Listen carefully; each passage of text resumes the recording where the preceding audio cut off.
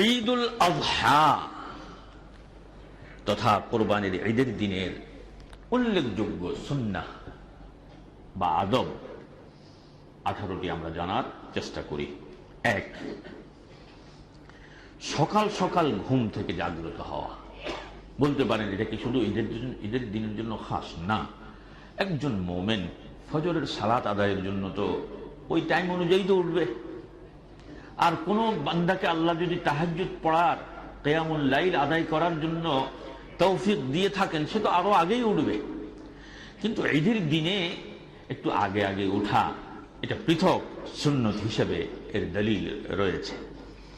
2 নম্বর হচ্ছে মিসওয়াক করা।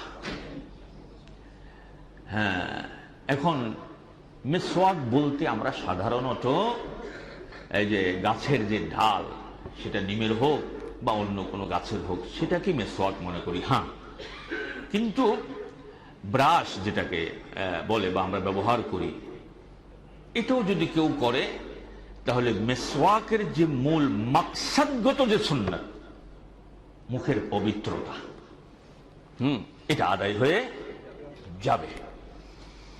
3 নম্বর হচ্ছে উত্তম রূপে গোসল করা। 4 নম্বর হচ্ছে শরীয়ত সম্মতভাবে, শরীয়ত যতটুকু এলাও করে, যথাসম্ভব সাজসজ্জা করা। দরবেশি সবসময় করছেন, ভালো, ছিড়াদামা গাই দিছেন, আপনি একেবারে দুনিয়াদার না, এটা বোঝাবার জন্য। অনেক আল্লাহর বান্দা এরকম আছে, অথচ ইসলামের শিক্ষা হচ্ছে আল্লাহ যাকে আর্থিক যে অবস্থায় রেখেছেন, যে যতটুকু স্বাবলম্বী, তার খাদ্য, পোশাক ইত্যাদির ক্ষেত্রে আল্লাহ প্রদত্ত নিয়ামতের বহিঃপ্রকাশ ঘটাবে, এটাই ইসলামের দাবি। রাসূলের এক সাহাবী সাল্লাল্লাহু আলাইহি ওয়াসাল্লাম খুব বড় লোক ছিলেন, সম্ভবত আমার যদি ভুল হয় আল্লাহ মাফ করে দিক, মাসআব ইবনে উমাইর, আমার যতটুকু এখন মনে পড়ছে, এর মধ্যে যদি কোনো গলত হয়ে থাকে আমি আল্লাহর কাছে ক্ষমা চেয়ে নিচ্ছি। উনি যদি না হয়ে থাকেন অন্য আরেকজন সাহাবী, ইসলাম গ্রহণের পূর্বে ধনাঢ্য ছিলেন, খুব রসিক হয়ে চলতেন, পোশাক পরিচ্ছদ খুব সুন্দর, এবং এত মূল্যবান আতর ব্যবহার করতেন যে উনি কোনো পথ দিয়ে হেঁটে গেলে পরবর্তীতে 1-2 দিন ওই পথ দিয়ে অন্য কেউ হাঁটতে গেলে বুঝতে পারতো এখান দিয়ে তো অমুক গেছে, কারণ এছাড়া তো এটা ব্যবহার করে না। এরকম ছিলেন। ইসলাম গ্রহণের পর উনি দেখা গেছে পোশাক আশাকে অনেকটা আমাদের দেশীয় পরিভাষা বললে হয়তো সহজে বুঝবেন, ল্যাভেন্ডিশ হয়ে গেছে। হ্যাঁ, পোশাক আশাক ঠিক নাই, চুলগুলো উস্কো খুস্কো। আল্লাহ রাসূল চিনতে পেরে বললেন, তুমি না অমুক? হ্যাঁ ইয়া রাসূলুল্লাহ, আমি তো অমুক। তো তোমার এই অবস্থা কেন? এই কথা বলে তখন আল্লাহ রাসূল বলেছেন, আল্লাহ যাকে যে নিয়ামত দান করেন, তার পোশাক আশাকে ইত্যাদিতে সেই নিয়ামতের নিদর্শন প্রকাশ করা, এটা আল্লাহ ভালোবাসে। আপনি আল্লাহ আপনাকে সম্পদ দিয়েছেন, দামি পোশাক গায়ে দেন। হ্যাঁ, আপনাকে আল্লাহ সম্পদ দিয়েছে, দামি খাওয়ার খান, অসুবিধে নেই, বরং এটা নিদর্শন, অহংকার যেন না হয়। আবার এখানে শর্ত হচ্ছে অহংকার করা যাবে না, অহংকার মুক্ত হয়ে আল্লাহ নিয়ামত দিয়েছে আমি উপভোগ করব, এটা পছন্দ করে। কিন্তু অনেক ভাইকেও দেখা যায়, যেমন জুমার দিন, অথচ জুমার দিনে উত্তম পোশাক পরা, আতর ব্যবহার করা প্রমাণিত সুন্নাহ। আপনি কয়জনকে, শহরে তো কিছুটা আছে, গ্রামে গেলে তো আরো নেই, কি কথা এরকম না? এজন্য শরীয়ত সম্মত, এখানে শরীয়ত সম্মত শর্ত এই জন্য বললাম, সাজসজ্জাও এটা অনেকটা আপেক্ষিক। কেউ দেখেন এমন পোশাক পরে, এটা শালীনতার সীমানা ক্রস করে, এত আঁটো সাঁটো, এত না না, ইসলামী শরিয়ার নীতিমালার ভেতরে আপনি সাধ্যমতো সাজসজ্জা করবেন ঈদের দিন, এটি একটি সুন্নাহ। 5, উত্তম ও শালীন পোশাক পরিধান করা। একটা তো সাজসজ্জা করা, আগের পয়েন্ট উত্তম, এখানে নতুন কাপড় হওয়া শর্ত না। ভালো, আপনাকে আল্লাহ তৌফিক দিয়েছেন, আপনি নতুন পোশাক পরেন, অসুবিধে নেই, কিন্তু এটাকে শর্ত মনে করা ঠিক না। শর্তটা এতটুকু বলতে পারেন যে আপনার সংরক্ষণে থাকা উত্তম পোশাক যেটি, এটি আপনি পরিধান করবেন।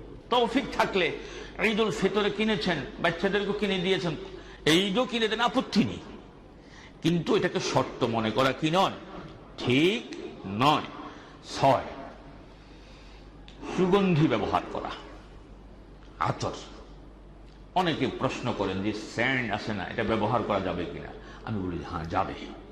এখানে অ্যালকোহলের যে মাত্রাটা ব্যবহার করা হয় এটা অনেকটা, এতটা সামান্য, ওই স্যান্ড এর গ্রাম মোটামুটি ঠিক রাখার জন্য একটা সামান্য পরিমাণ অ্যালকোহল ব্যবহার করা হয়। ওই পরিমাণের অ্যালকোহলে স্যান্ড ব্যবহার করাটা হারাম হয়ে যায় না। এখানে আমাদের আলেমদের মধ্যে কেউ একটু বাড়াবাড়ি করেন, তবে আমি ব্যক্তিগতভাবে এটা পছন্দ করি না, কারণ এখানে মূল মাকসাদ হচ্ছে সুগন্ধি। মূল মাকসাদ কি? সুগন্ধি। তো এখন এটার মধ্যে সুগন্ধি আছে তো, সুতরাং হ্যাঁ, আপনি যদি সরাসরি আতর ব্যবহার করেন আওলা, উত্তম, এটা ঠিক আছে। 7 নম্বর হচ্ছে অহেতু কোনো বিলম্ব না করে সকাল সকাল ঈদগাহে যাওয়া। ঈদের দিন আজানও নাই, একামতও নাই, কিন্তু আমাদের দেশে বাংলা একটা আজান চলে, আল্লাহু আকবার আল্লাহু আকবার, এটা না, টাইম হয়ে গেছে আইয়ে, টাইম হয়ে গেছে আইয়ে, আর মাত্র 5 মিনিট বাকি আছে। তো এটা তো আজান অর্থ কি? আহ্বান। আজান অর্থ কি? আহ্বান। তো এই মেয়ে যে করলো আইয়ে আর 5 মিনিট বাকি আছে, এটা কি আহ্বান নয়?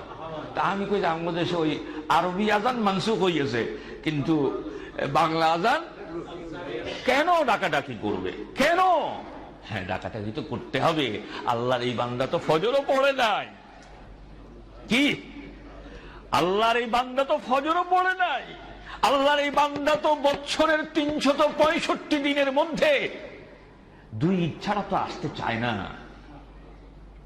সুতরাং তাকে তো বারবার ডাকতেই হবে, ও মুসলমান, ও মুসলমান, কান পেতে শোনেন, দৈনিক 5 ওয়াক্ত 17 রাকাত ফরজে আইন সালাতের প্রতি যার কোনো গুরুত্ব নেই।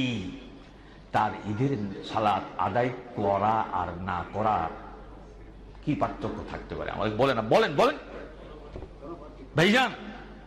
ফরজ সালাত ফরজে আইন, কেফায়া নয়, জানাজার সালাতের মতো নয় যে কিছু লোক পড়লো আদায় হয়ে গেল সবার উপর থেকে, তা না। ফরজে আইন, প্রাপ্ত বয়স্ক সকল মুসলিম নর এবং নারীর উপর দৈনিক 5 ওয়াক্ত 17 রাকাত সালাত আদায় করা ফরজে আইন। যেই কোনো উপায় আপনাকে পড়তে হবে। দাঁড়িয়ে পারেন না তো বসে, বসে পারেন না তো শুয়ে, সেজদা করতে পারেন না তো ইশারায়, ওযু করতে পারছেন না তায়াম্মুম করে, তাও সম্ভব হচ্ছে না, ধীরে ধীরে তায়াম্মুমের নিয়ত করে হলেও আপনাকে সালাত আদায় করে নিতে হবে। এতটা গুরুত্বপূর্ণ। সিয়ামের কাফারার বিধান রাখা হয়েছে, বদলি হজের ব্যবস্থা রাখা হয়েছে। আপনি যেতে পারছেন না, আরেকজন আপনার পক্ষ থেকে করবে, কিন্তু সালাতটা এমন একটি ইবাদত, এটা বদলি আদায় করার সুযোগ নেই এবং এটার কাফারাও নাই। আছে? আছে। ডাইরেক্ট না কর না, কোরআন হাদিসে নাই, আমাদের মতো মোল্লাদের এখানে আছে। কথা ঠিক কি ঠিক না ভাইজান? আবারও বলছি, আগেও বলছি, আজকে প্রসঙ্গক্রমে বলে ফেলছি, সালাতের কাফারা শুধুই সালাত। আল্লাহর কসম, সালাতের কাফারা শুধুই সালাত, শুধুই সালাত। আপনি কাফারা 6 ওয়াক্তের হিসাব করছেন, আল্লাহ ফরজ করছেন 5 ওয়াক্ত, আপনি বানাইছেন মানজিদুল হইসা গাইলবিল্লাহ 6 ওয়াক্ত। হ্যাঁ, এরপরে কাফারা আদায় করছেন। কোথায় পেয়েছেন? হাদিসে স্পষ্ট আছে, লা কাফারাতা লাহা, সালাতের কোন কাফারা নেই সালাত ছাড়া। ভুলে গেছেন? স্মরণ হওয়ার সাথে সাথে সালাত আদায় করবেন। ও আকিমিস সালাতা লিযিকরি। কিন্তু আমাদের দেশে কোরআন হাদিসে নাই, আমগো দেশে তাও আবার 5 ওয়াক্তের নয় ওয়াক্তের। আহারে, আল্লাহ হেদায়েত দিন বলি আমিন, বলি না আমিন? ভাইজান, একটা ব্যক্তির উপরে বালেগ হওয়ার পর থেকে মৃত্যু পর্যন্ত তার 60 বছর হয়েছে, এমন ধনী তো বাংলাদেশে আছে। 60 বছরের কাফারা যদি 6 ওয়াক্ত ন, যদি আরো 2-3 ওয়াক্ত বাড়াইয়াও যদি কাফারা ধরে দিত, হারিব তো হাইরবনি না হাইট না, তাহলে একটা তো বাঁচে যাইব। হ্যাঁ, কোথায় যে পাইল? আল্লাহ আমাদেরকে বুঝার তৌফিক দিন। তো বলতেছিলাম এই কোথায়, যে ব্যক্তির নিকট ফরজ সালাতের গুরুত্ব নাই, সেই ব্যক্তির ঈদের সালাতের গুরুত্ব। আর লোকটা যদি একটু হোমরা সোমরা হয়, লোকটা যদি কোনো সরকারি উচ্চপদস্থ কর্মকর্তা হয়, লোকটা যদি সমাজের প্রভাবশালী রাজনৈতিক লিডার হয়, তাহলে তো উনি জীবনে আসলো কি আসলো না, এই উপলক্ষে এলাকায় আইছে, ওনার জন্য অপেক্ষা করতে হইব। এরকম নাই মনে হয়। মুসলমান, এগুলো স্পষ্ট হারাম। স্পষ্ট কি হারাম। এজন্য সকাল সকাল ঈদগাহে যাওয়া রাসূল আরবি সাল্লাল্লাহু আলাইহি ওয়াসাল্লামের একটি প্রমাণিত সুন্নাহ। কেন ডাকাডাকি করতে হবে? যারা মধ্যপ্রাচ্যে ছিলেন এবং যারা আছেন তাদের থেকে খোঁজ নিন না, দেখবেন ফজরের নামাজের পরপরই সবাই ঈদগাহের দিকে যাচ্ছে, তো যাচ্ছেই। অনেকে ঈদগাহের নিকটবর্তী মসজিদে এসে ফজর পড়ে তাড়াতাড়ি ঈদগাহে যাওয়ার জন্য। সূর্য উদিত হয়েছে, লালিমাটা দূর হয়েছে, ইমাম এসে গেছে, বাদশাহ সালমান উপস্থিত হলো কি হলো না, বাদশাহ আব্দুল আজিজ উপস্থিত হলো কি হলো না, দেখার সময় নেই, ইমাম দাঁড়িয়ে যায়। কথা কি ঠিক নয়? কিন্তু আমাদের দেশে আল্লাহ আমাদের সকলকে বুঝ দিন, সবাই বলি আমিন। ৮ম নম্বর সুন্নাহ হচ্ছে ঈদগাহে যাওয়ার পূর্বে, ঈদুল আযহা সুন্নাহ হচ্ছে ঈদগাহে যাওয়ার পূর্বে খাদ্য গ্রহণ না করা। তাই বলে ফের বেশি ক্ষুধা দেখলে খাইয়ে, কারণ লা ইউকাল্লিফুল্লাহু নাফসান ইল্লা উসআহা, আল্লাহ খাদ্যের উপরে কোনো কিছু চাপাইয়া দেন না। কোনো কারণে আপনি রাত্রে খান নাই, অথবা ডায়াবেটিসের রোগী, হ্যাঁ, কারণ যারা ডায়াবেটিসের রোগী এদের ক্ষুধা তো একটু ঘন ঘন লাগে। তো এখন ক্ষুধা লাগছে, হুজুর তো এটা এমন ভাবে শক্ত করে কইয়া দিয়েছে, শহীদ হইয়া যাবো আল্লাহ যা করে। না না, এখানে শহীদের কিচ্ছু নাই। আমাদের দেশে অনেক আবেগী মুসলমান আছে, অসুস্থ, সিয়াম ছাড়ার কথা বলে কোন না, সিয়াম ছাড়তাম না, সিয়ামরত অবস্থায় দরকার হলে শহীদ হয়ে যাব। আমি বলি মুসলমান, তোমার অজ্ঞতার কারণে যদি এমনটি করো, তোমার সাথে আল্লাহ কিরূপ ব্যবহার করেন সেটা আল্লাহ জানেন। কিন্তু জেনে বুঝে অসুস্থ অবস্থায় রোজা রাখতে কষ্ট হচ্ছে, এমত অবস্থায় যদি আবেগে রোজা না ছাড়ো, এই অবস্থায় যদি তোমার মৃত্যু হয়, হতেও তো পারে তোমাকে আল্লাহ রাব্বুল আলামিন আত্মহত্যাকারীদের শামিল করতে পারেন।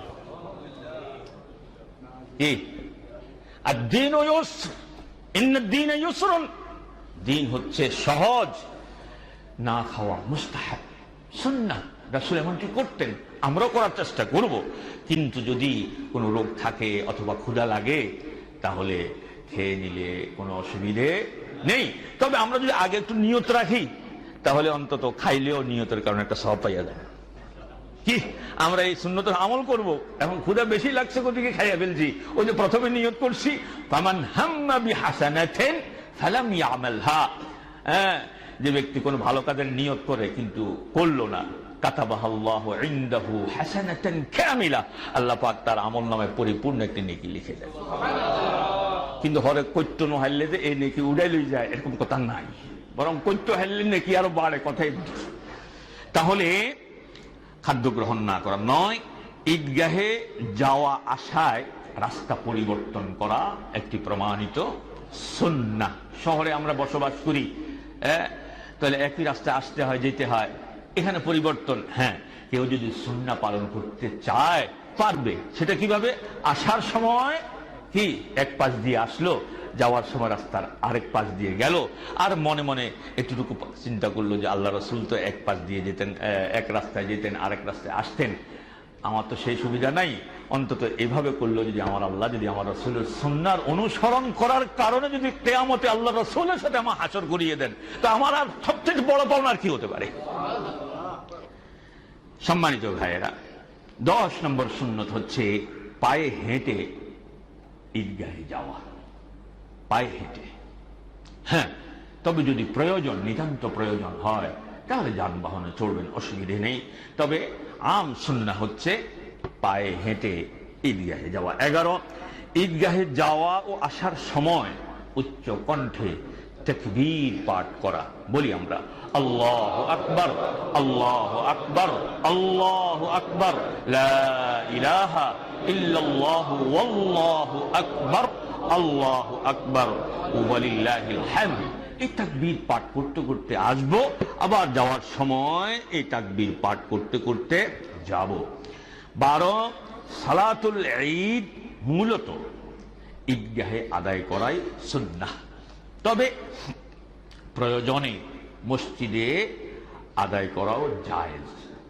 তবে আম সুন্নাহ হচ্ছে ঈদগাহে আদায় করা, প্রয়োজনে মসজিদে আদায় করাও জায়েজ। সালাতুল জানাজার ক্ষেত্রে একই কথা, কিন্তু আমাদের দেশে এক শ্রেণীর আলেম, আল্লাহ হেদায়েত দিন, প্রয়োজনে মসজিদে সালাতুল জানাজা পড়া যেতে পারে। এই মর্মে উম্মুল মুমিনিন আয়েশা সিদ্দিকা রাদিয়াল্লাহু তাআলা আনহা ওয়া আরদাহা বর্ণিত হাদিস রয়েছে। কিন্তু আমাদের দেশের মানুষরা মৃত লাশটা কি একটু নাপাক মনে করে যে এক মসজিদে ঢুকানো যাবে না। কি আল্লাহ হেদায়েত দিন বলি আমি, প্রয়োজনে, আর বিনা প্রয়োজনে তো এটা করবে না। এই গাহে উন্মুক্ত ময়দানে সালাতুল জানাজা আদায় হবে। 13 হচ্ছে কোনরূপ ফিতনার আশঙ্কা না থাকলে, নিরাপত্তা নিশ্চিত হলে নারীদের ঈদগাহে যাওয়া। আমাদের দেশের এক শ্রেণীর আমরা আছি এ বিষয়ে কঠোর, অথচ ঈদগাহে নারীদের যাওয়া বিষয়ক হাদিসগুলো একত্রিত করে যদি আপনি অধ্যয়ন করেন, এখানে নারীদের ঈদগাহে যাওয়াটা উজুব প্রমাণিত হয়ে যায়, ওয়াজিব প্রমাণিত হয়ে যাওয়ার মতো দলিল রয়েছে। ঈদগাহে যাওয়ার জন্য উৎসাহিত করলেন। এক মহিলা বলল, ইয়া রাসূলুল্লাহ, ইয়া নবী আল্লাহ, কারো যদি ওড়না না থাকে, তখন বলছেন যার কাছে দুটো আছে তার থেকে একটা ধার নিয়ে হয়ে যাবে, তার থেকে ধার নিয়ে যাইবা। এ কথা কয় না যে তোমার তো নাই বৈঠ। আবার প্রশ্ন করা হলো যে যারা নারীদের যে অসুস্থতা হয় প্রতি মাসে, এরকম যদি হয়, সেও যাবে, সে বসে থাকবে, শুধু অন্যদের সাথে জিকির আজকার করবে, এতটুকু নামাজ পড়বে না, এমনি বসে থাকবে। তাহলে আপনি দেখেন আরেকজন থেকে ওড়না ধার করে নেওয়া, এরপরে মহিলাদের অসুস্থতা জনিত কারণে হলেও বসে থাকবে না, যাবে, ওরা সেখানে বসে থাকবে, সালাত আদায় করবে না। সবগুলো দলিল একত্রিত করলে কি প্রমাণ? সালমান, আমার দেশের এক শ্রেণীর হুজুররা আছেন, নারীদের মার্কেটে গেলে বাধা দেয় না, দেয়? মার্কেট উন্মুক্ত, বাজার উন্মুক্ত, গাড়ি উন্মুক্ত, সব উন্মুক্ত, কিন্তু আল্লাহর ঘর মসজিদ বন্ধ নারীদের জন্য। কথা ঠিক কিনা বলেন? বন্ধ। আল্লাহ এদেরকে হেদায়েত দিন, সুমতি দিন। মুসলমান বাইতুল্লাহতে যান, সেখানে মহিলাদের জন্য পৃথক দরওয়াজা আছে। মদিনাতে যান, বাবুন নিসা, পৃথক দরওয়াজা আছে। কিন্তু আমাদের উপমহাদেশের মসজিদগুলো মহিলাদের জন্য দরজা বন্ধ। এতটা নাপাক মনে করে মহিলাদেরকে, কথা লম্বা না করি, কি বলেন? শুধু এতটুকু বলি, আল্লাহ হেদায়েত দিন। তবে ভাই আর ইয়ান আবার প্রচার করিয়েন না, ফটুয়াবাজি শুরু হয়ে যাবে আবার। হ্যাঁ, তারপরে 14 ঈদের সালাতের আগে কিংবা পরে ঈদ সংশ্লিষ্ট কোন নফল সালাত আদায় করা বৈধ নয়, জায়েজ নেই ঈদ সংশ্লিষ্ট। তবে মসজিদে যদি ঈদের সালাত হয়, ঈদের জামাত হয়, তাহলে মসজিদে প্রবেশ করে বসার পূর্বে 2 রাকাত তাহিয়াতুল মসজিদ আদায় করতে হবে। আমি করা যায় এ কথা বলবো না, করতে হবে, এ ব্যাপারে তাকিদ রয়েছে।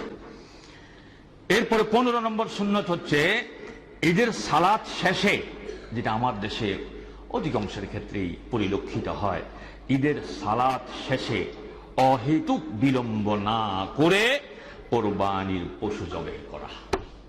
এটা ওই দিনকার ঈদের দিনের সবচেয়ে ফজিলতপূর্ণ মহা আমল। আমাদের দেশে এক শ্রেণীর আবেগী মুসলমান আছেন, ওনাদের আবেগকে শতভাগ শ্রদ্ধা করি, অবশ্যই আবেগ ভালো।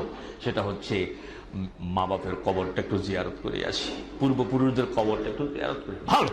কিন্তু আপনাকে বুঝতে হবে যে আজকের দিনের ঈদের সালাতের পরে কবর জিয়ারতটা মহা ফজিলতপূর্ণ নয়। ফজিলতপূর্ণ হচ্ছে পশু জবাই করা। কবর জিয়ারতের জন্য পৃথক কোনো দিন নির্দিষ্ট করা বা ফজিলতপূর্ণ মনে করা ইসলামী শরিয়ায় জায়েজ নয়। সম্মানিত ভাইয়েরা, মসজিদের জন্য আমাদের ভাইয়েরা আপনাদের কাছে যাচ্ছে, আপনারা আপনাদের সাধ্য মতো, শুধু সাধ্য মতো নয়, আমি অনুরোধ করবো যে সাধ্যের সর্বোচ্চটা দিয়ে আপনারা সহযোগিতা করুন। আল্লাহ পাক আমাদের দান অনুদান সাদাকা কবুল করে নিন বলি আমি। কিয়ামতের কঠিন ময়দানে আমাদের এই দান অনুদানকে আল্লাহ নাজাতের মাধ্যম বানিয়ে নিন, সবাই বলি আমিন।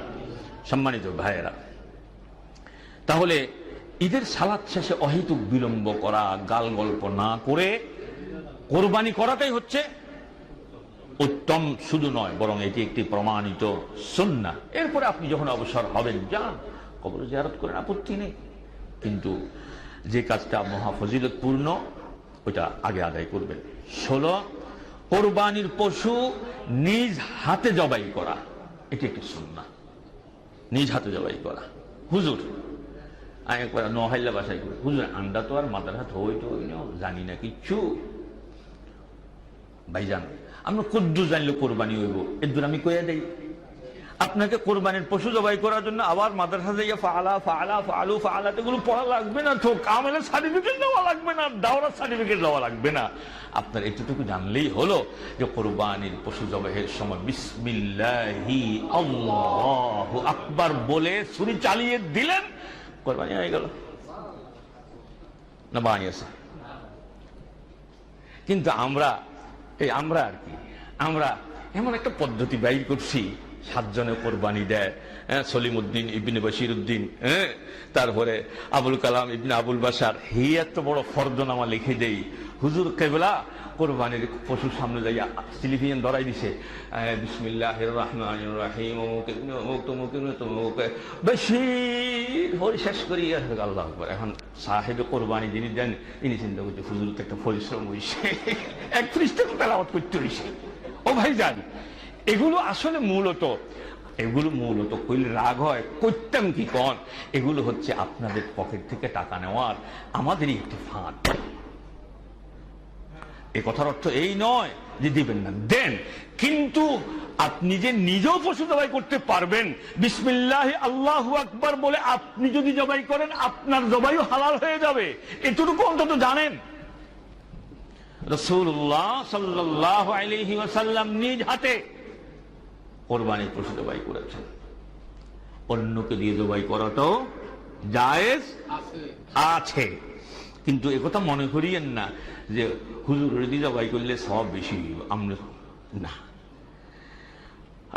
17, কোরবানির গোশতকে 3 ভাগ করে, 1 ভাগ নিজের জন্য, আরেক ভাগ আত্মীয় প্রতিবেশীর জন্য, আরেক ভাগ আত্মীয় গরিব অসহায় মিসকিন বা কোরবানি দিতে পারেনি এমন ব্যক্তিদের মাঝে বন্টন করা মুস্তাহাব। তবে এটি শর্ত না, ফরজ না, ওয়াজিব না, কি মুস্তাহাব, উত্তম। আপনাকে আল্লাহ তৌফিক দিয়েছে, এমনিতে আপনি গরুর গোশত কিনে খেতে পারেন, খান। মেহমান আসলে কিনেন, এমনিতেও কিনেন। কোরবানির দিন জবাই করেছেন, খাবেন, ফাকুলু মিনহা, খান। ও আতইমুল বাইসাল ফাকিরটা ভুলে যাবেন না, নিজে খাবেন, যারা কোরবানি দিতে পারে নাই তাদেরকেও দেবেন, এটা মুস্তাহাব। 18, কোরবানির গোশত দিয়ে দিনের প্রথম খাদ্য শুরু করা, এটাও একটি সুন্নাহ। কোরবানির দিন, ঈদুল আজহার দিন আল্লাহ রাসূল সাল্লাল্লাহু আলাইহি ওয়াসাল্লাম ঈদগাহে যাওয়ার আগে কিছু খেতেন না। কি দিয়ে খাওয়া শুরু করতেন? কোরবানিকৃত পশুর গোশত দিয়ে। তবে এখনো মধ্যপ্রাচ্যে দুম্বা ছাগলের মধ্যেই বেশি করে, ওইটা বানাই সুরে খাইতে দেরি হয় না।